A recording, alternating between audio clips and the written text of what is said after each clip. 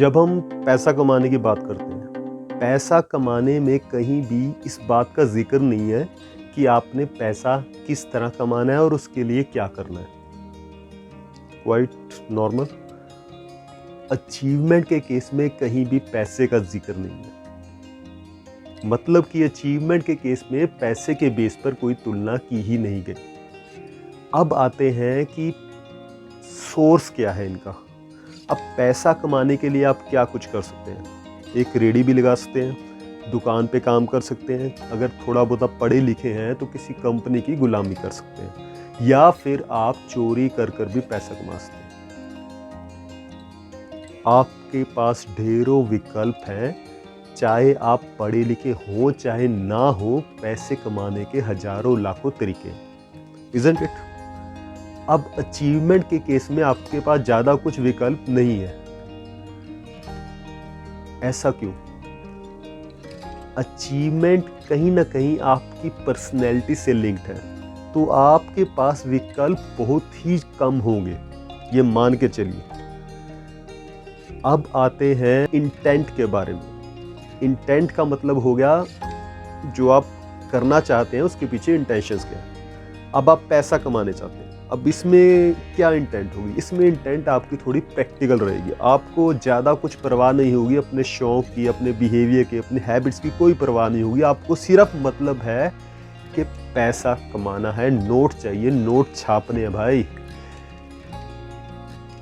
But in case of achievement आपकी emotions आपके साथ जुड़े हुए हैं, आपका दिल आपके साथ जुड़ा हुआ है।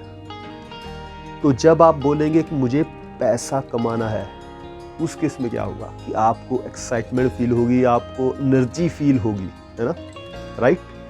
बट जब हम अचीवमेंट की बात करते हैं कि I want to achieve something, लगा कुछ आपके इमोशनल साइड पर कुछ हलचल हुई।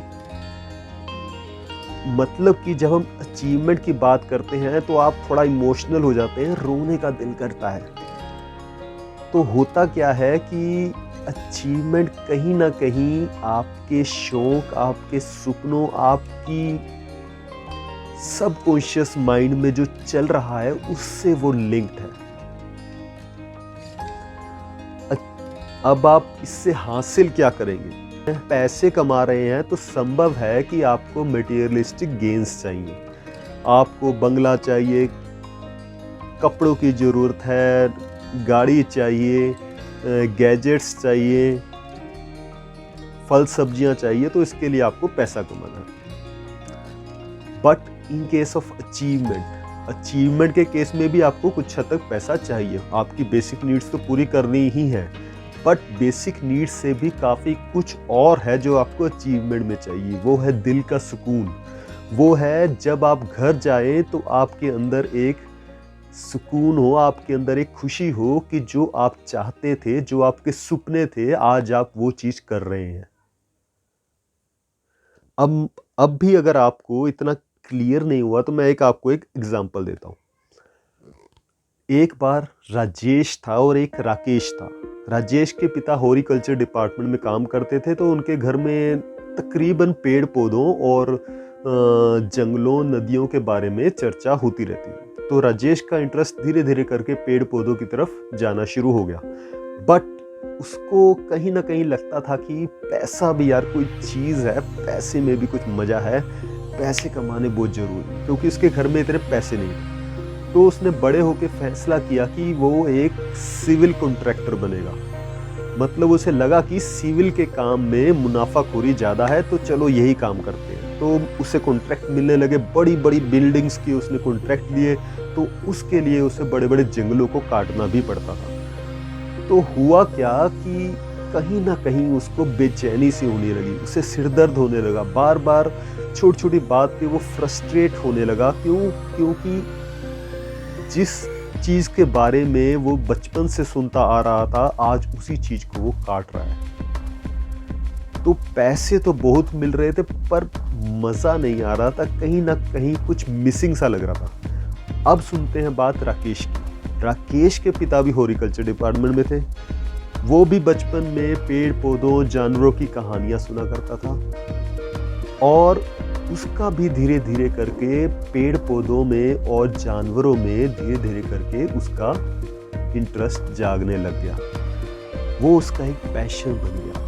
तो उसने सोचा कि बड़े होकर कुछ ऐसा काम किया जाए जिससे कि इस वातावरण को और इन जानवरों को कहीं ना कहीं मैं कंट्रीब्यूट कर सकूं। तो उसने बड़े होकर डिसाइड किया कि मैं एक वेटनरी डॉक्टर बनूंगा। तो वेटनरी डॉक्टर वो बन गया। तो अब उसने क्या किया, पालतू जानवरों को ट्रीट करना शुरू कर दिया। वहाँ से कुछ पैसे आते थे, उसका 50% हिस्सा उसने गली में इंजर्ड जानवरों को, गाय भैंसों को अपनी 50% सैलरी में से ठीक करना शुरू कर दिया। तो धीरे धीरे करके लोगों को पता लगने लग गया कि राकेश कितना अच्छा इंसान है और राकेश कितना अच्छा सोशल वर्क कर रहा है, कितना अपने पैसे में से कंट्रीब्यूट करके अपने पैसे में से वो। तो धीरे धीरे करके लोगों को पता लगने लग गया कि राकेश वाकई ही एक अच्छा इंसान है, जो कि अपनी सैलरी का 50% तक हिस्सा एक आवारा जानवरों को ठीक करने में लगा रहा है। और ये बात धीरे धीरे करके फैलनी शुरू हुई। सरकार को पता लगा और सरकार ने उसे पद्मश्री अवार्ड तक दे दिया। अब धीरे धीरे करके विश्वविद्यालय, कॉलेजेस उसे इनवाइट करने लगे लेक्चर्स देने के लिए, और लोग धीरे धीरे करके प्रेरित होने लगे। सोशल मीडिया में और ऑफलाइन मीडिया में उसकी खबरें फैलने लगी। अब राकेश जब भी घर जाता था तो कहीं ना कहीं खुश रहता था। उसे महसूस होता था कि उसने कुछ किया है, क्योंकि उसका एक बचपन का सपना था जो आज साकार हुआ है। उसके पास इतने पैसे नहीं थे, पर कहीं ना कहीं वो खुश था। तो अचीवमेंट और पैसा कमाना बहुत ही डिफरेंट एस्पेक्ट्स हैं।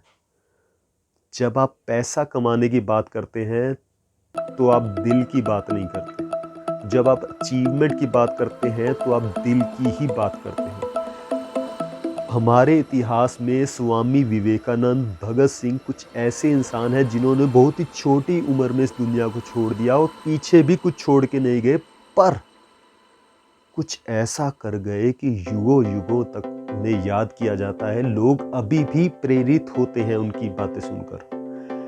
अब्दुल कलाम भी उनमें से एक है। अब डिसाइड आपने करना है कि आप अचीव करना चाहते हैं या पैसा कमाना चाहते हैं।